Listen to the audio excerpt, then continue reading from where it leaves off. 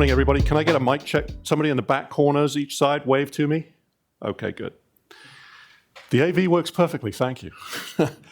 Okay, so I have, I think, half an hour, and I've got about, an hour and a half's worth of material here, probably. So I'm not actually going to talk through everything in here. Please consider this slide deck more of a longer primer on the UEFI Forum and what we do. More you can read about when the talk is over, or in a spare moment if you have more curiosity about what we're gonna cover. My name is Mark Doran. I serve as the UEFI Forum president. I'm an Intel fellow. As you can tell by the funny accent, I'm a Brit by birth, but American by choice. So I do actually live here in the States full time. This says I joined the UEFI Forum in 2005. That's kind of a bit of a misnomer. The forum was created in 2005, and I was one of the original class of directors that was installed to help put the forum together. I know there's one or two other faces in the crowd that have that distinction as well. The reason the forum came to be, the UEFI specification originally started life as the EFI specification. That was an Intel Pen document, Extensible Firmware Interface, and its primary role in life, running up to 2005, was as the interface definition for how do you boot on Itanium architecture systems, if anybody remembers those. Anybody work on Itanium systems in the room?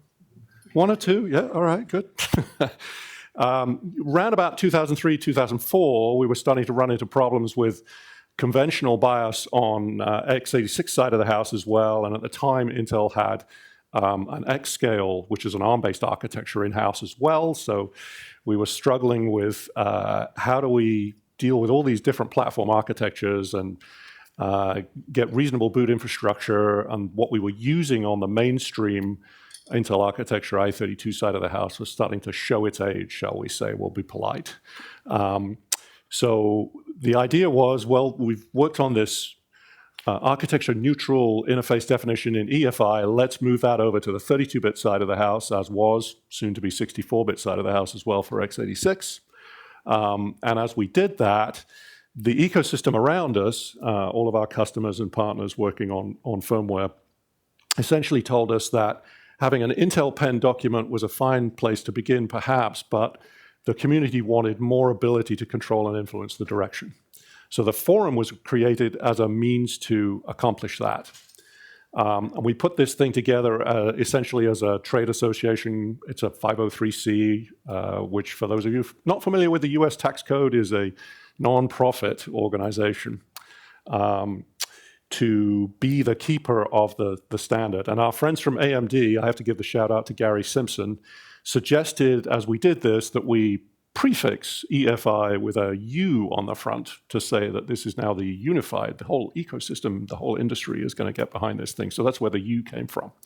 The forum has a set of IP rules, which will become more interesting in a few minutes, but the reason they are set as they are, which is essentially RAND terms, allowed us at the time to have people very interested in Linux open source and people very interested in Windows and the deep details of those things in the same room at the same time, to have deep technical conversations without having to worry too much about the rules about who can say what to whom.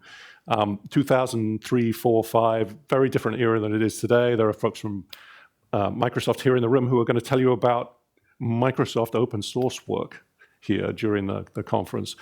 Microsoft and open source work in 2005, it was like oxymoron. You can't put those things in the same sentence. So we had these IP rules in the forum to allow us to have the Microsoft people in the room and the Linux people in the room and actually have a productive conversation. And I'll come back to that in a few minutes. Okay, so the deck here, the content, a little bit about how the forum is structured and put together.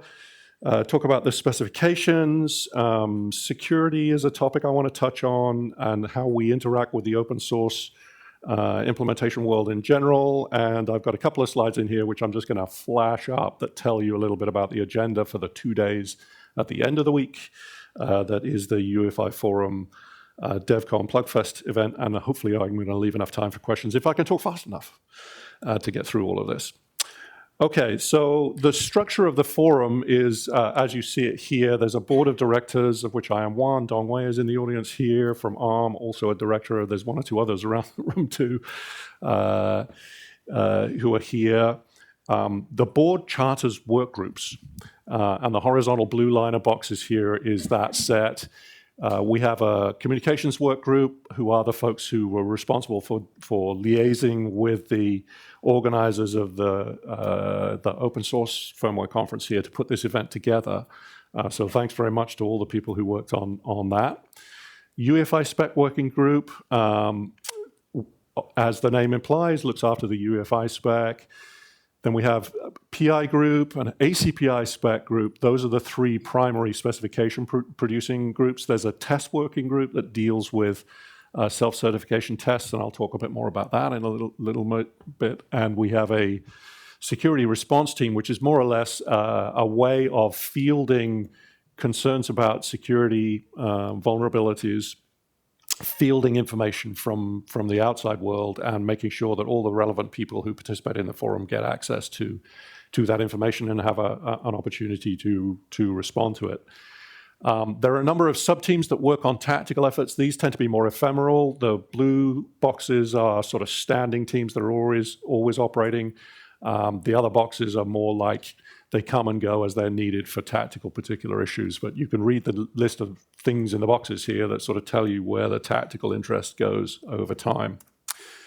The forum's main purpose in life is to be the vessel to hold specification work, interface definitions.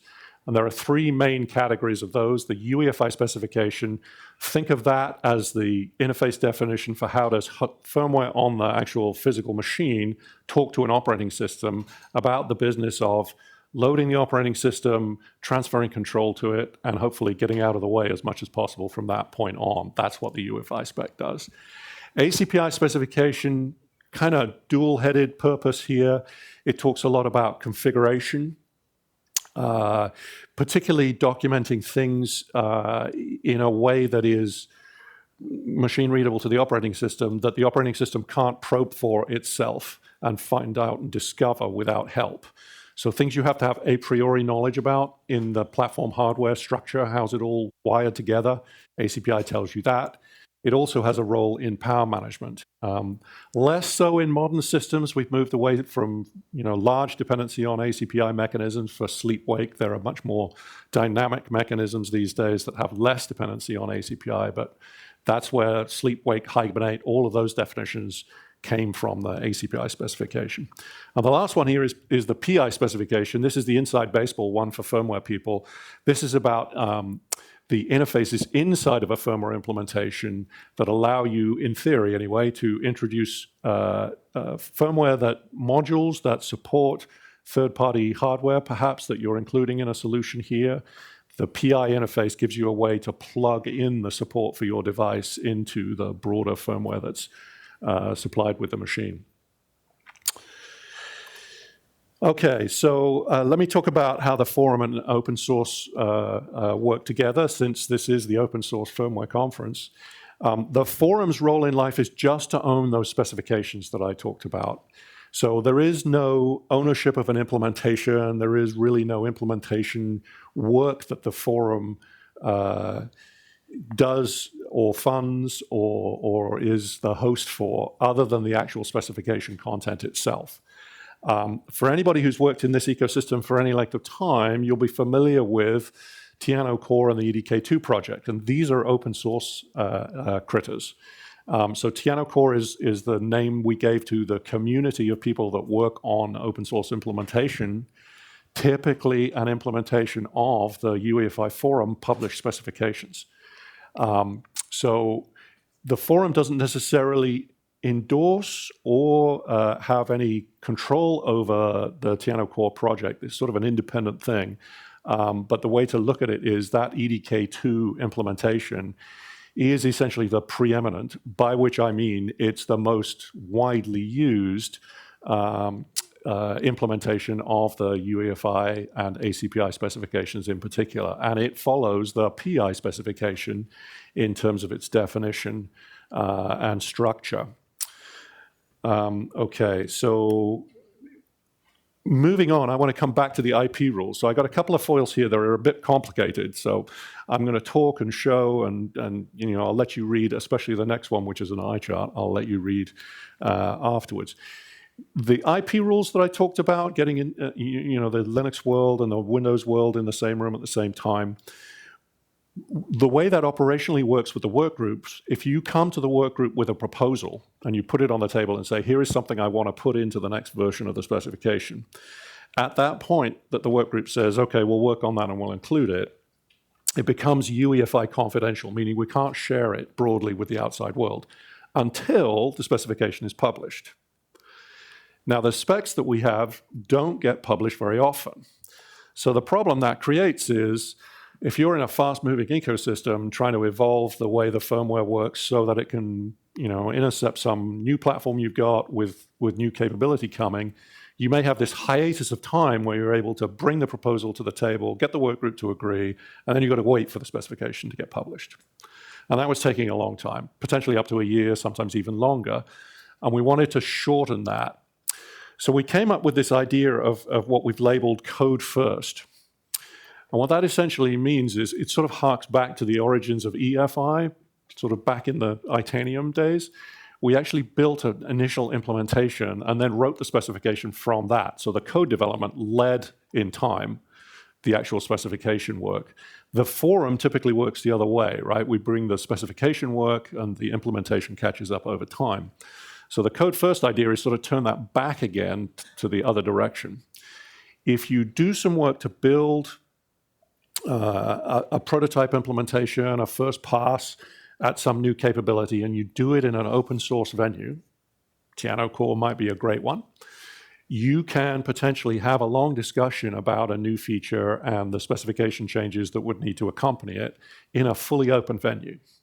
And the idea with this process is that that's exactly what we do, right? We encourage conversations in the open about extensions to the specification, new things to put into the specification, exhaustively test the ideas in that open venue, and only when we feel that the idea is reasonably stable do we then bring it to the work group and say, please think about this to bring into the specification when you next publish.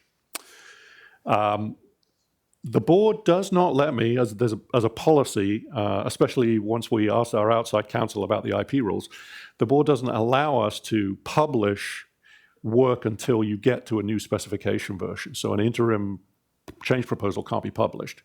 But the board has allowed that when an ECR, a change request, is approved by a work group that came from the open discussion, we can report the outcome of the decision of the work group back to the open community. So we can say things like, your proposal was approved for inclusion in the next specification without modification. So relatively early compared to when we would then publish the specification, perhaps 6, 9, 12 months later, we can give the open source community the indication that this thing's going to be in the next spec, it's going to be in unmodified form. If as a risk decision you want to go ahead and implement and deploy that now, the likelihood of it changing between now and when the formal spec is published, very low. And that's allowed us to do a little bit of work sort of bringing the implementation of features that have fast velocity forward. And I would say, I haven't measured it because I haven't actually done the count back, but I would say fully half, maybe even 60% of the proposals that we see coming to the work group now follow this pattern. So if you haven't seen it before and you have a thing that you'd like to get into the specification and you typically work in open source venues, this might be a very interesting mechanism for you in terms of influencing the spec. There is a very complicated flowchart here which describes this whole process in detail. I'm not going to talk about this at all. I've sort of given you the thematic idea of how this works. But if you really want to get into this and try influencing the specification, this is your recipe. Follow the steps. Good things should occur.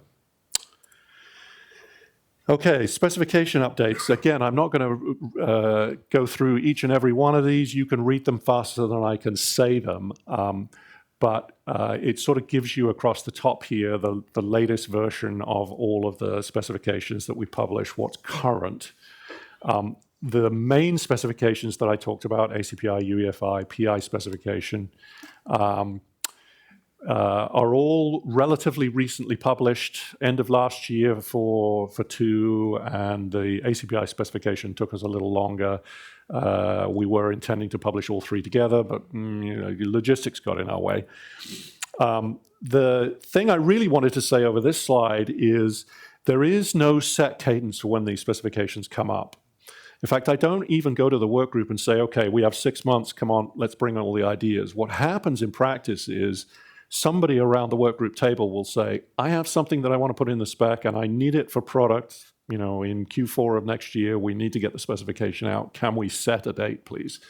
So it's sort of an on-demand kind of thing. When somebody in the work group feels that we need to start thinking about building a new specification, we establish what I call a pacing item.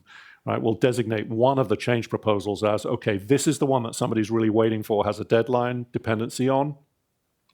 We'll work to finish that. Anything else that's ready by the time that one is done will get included. And then we leave everything else that's still unfinished work for the next version. And we test that around the table, of course, because if I look around the workgroup table and say, okay, this is the pacing item, you have 5 items from different people that are not finished yet, do you need them in or out, right? Sometimes we adjust which exact one is the pacing item to make sure that we try and be responsive to needs. But the main point I'm trying to get to here is there isn't really a set cadence. It's more based on who has a need to update the specification for a dependency on something that needs to ship into the marketplace. Let me say a little bit about testing. The forum publishes a self-certification test suite. There's no branding program. You can't get a UEFI logo that has the force of some, real-life test guarantee associated with it. But what we do is publish this self-certification test, which allows you to exercise your implementation and see how good of a job it does in conforming to the UEFI specification in particular. It has languished a little bit, to be perfectly honest. It's if you look at the compliance level that it measures right now, it's 2.7, well, 2.7 plus, because work is actually going on to improve some of that. But it's a little behind where we would like it, which is to say up to and including 2.11 as the latest specification. We're also adding other architectures. We've added RISC-V and I don't even know how to say it, long soon architecture to the specification set recently. The RISC-V guys are doing a bang-up job. They've actually started to run the test suite on a regular basis to help develop platforms there. And there's sort of renewed energy for which we have ARM to thank. Don't appreciate it. That there's new energy in that test work group. So if this is an area of interest to you, there's a real live conversation with Velocity that I would encourage you to join. The other testing instrument that I'd like to mention, and Canonical especially gets a big shout out here, is the FWTS firmware test suite. This one's more oriented towards exercising your platform to see how Linux ready it is. But it actually does a really good job of testing your ACPI implementation as well in an arbitrary sense, independent of operating system. It is a Linux-based test, but if you pass all of the ACPI tests in FWTS, you are pretty much Windows ready. So that's a pretty useful test as well. Quick bypass on security. It's probably the vector around which most of the UEFI Forum work is centered at the moment. We have a security sub-team that is very much focused on post-quantum at the moment. I don't know about anybody else in the room. I don't have a date by which we all have to be post-quantum safe, but it's certainly a topic that is coming. So there's work to try and be ahead of that one a little bit. There's work on software bill of materials, the SBOM team, trying to build some guidelines on how to deliver good SBOM information. And I mentioned the security response team already as well. So that's sort of substantially what I had to say. In the deck here, you'll find some other interesting information if you want to become part of the work or join in, find out more about it. Here are some links that you can use for that. As I mentioned, there are 2 days worth of talks Thursday and Friday for the UEFI Forum centered activities. You will notice again, if you look at the theme of these kinds of things, lots of security, system integrity, robustness kinds of topics on this list. So I would sort of pitch that as the most common theme at the moment. And of course, lastly, can't do any of this without the sponsors. So thank you to those that helped us put this whole exercise together, both participation in the conference here and the 2 days coming Thursday and Friday. I may have about 25 seconds for questions if anybody has them. Anybody got questions? So you guys are going to help me keep the organizers on schedule. You have 5 minutes for questions. So. 5 minutes for questions. I don't think I have any questions, though. It looks like everybody's happy. What's from the UEFI? Sorry. What's from the UEFI Forum? We're going to add maybe to compete with what the previous presenter presented the Linux boot on their security claim, on their more secure than the EDK2 kind of implementation. So I'm not sure I totally understood the question, I have to say. I just a previous presenter when David present the Google Linux boot. Right. They said the Linux kernel is more security than the EDK DXC. Okay, so a bake-off, right? Which one is more secure? What are you going to do? So I don't know that I can give you a data-based, solid answer to that. I respect David's opinion, of course. I would also say that, you look at the list of talks that we've got here, right? I don't know how post-quantum ready Linux boot is. UEFI and Tiano Core as a result, not yet, but we're getting there. But there are any number of other things on that list of talks that speak to things that we're doing specifically for security, vulnerability, mitigation, some of it driven by actual experience. There are a couple of talks here. Folks from Binary in the room? Okay, so there are a couple of folks here who are going to be talking about research they've been doing to find vulnerabilities. We work with these folks to try and find mitigations. So am I going to tell you that the EDK2 implementation is perfect, no vulnerabilities? Of course not, right? But on the other hand, it's a topic that we are absolutely actively paying attention to, and it is incrementally improving over time. And it's not like Swiss cheese, right? We've done a lot of work in this area, so it might not be as bad as perhaps some of the marketing might have you believe. Thank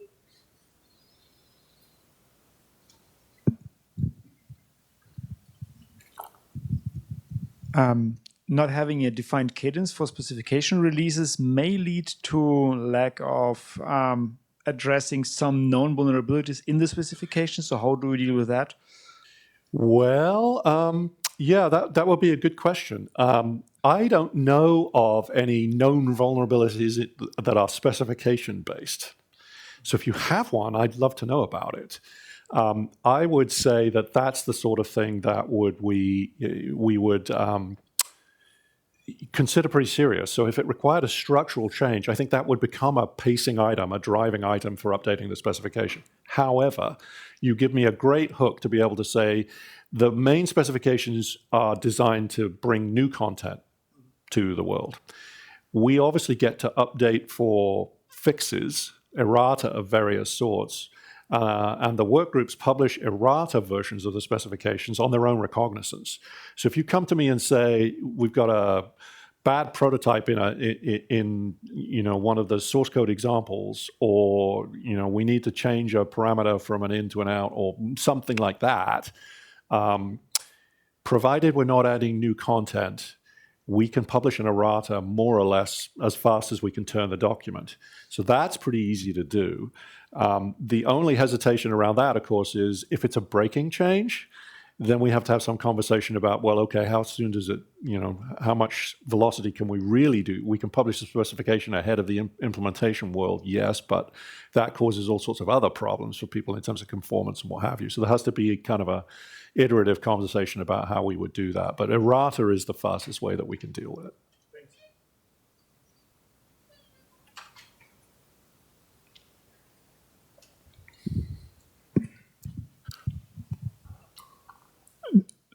Do you have anything you want to say to the folks here that call it UEFI? How do you pronounce it? Well, so for those of us that started this whole thing, since it came from EFI as a three-letter acronym, you wouldn't really say FE. Usually three-letter acronyms, you sort of spell out the letters, right? So those of us who have been doing it long enough that remember the EFI specification, you just put the U on the front, UEFI. But I know our friends at Microsoft especially love to call it UEFI. In Europe, right, not so much here, although growing. I guess the American soccer team is getting pretty decent these days. They're not terrible anymore. But in Europe, of course, UEFA is a very big thing. So I've heard it called UEFI as well, following the European UEFA. But you can say it any way you want, as long as it helps you. It's all good by me. But technically speaking, the people who've been doing it longest would tell you UEFI is how we refer to it. Thanks for the fun question. Appreciate that. Okay, thank you very much, Mark. We are out of time. All right, thanks for the opportunity, everybody.